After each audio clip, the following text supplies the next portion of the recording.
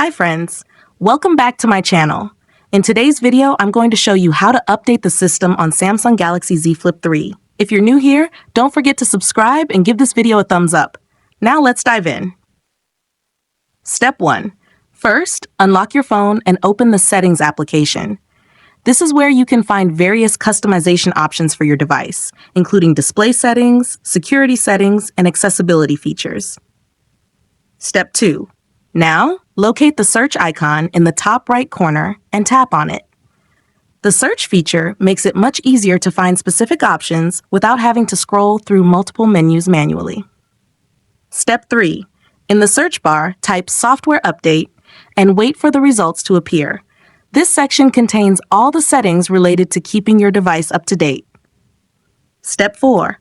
After performing the search, find the Software Update option in the search results and tap on it.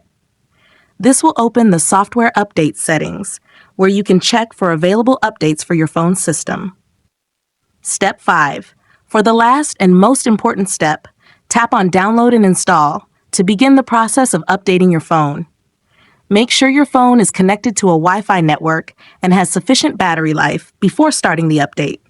Your phone will automatically download and install the latest system update.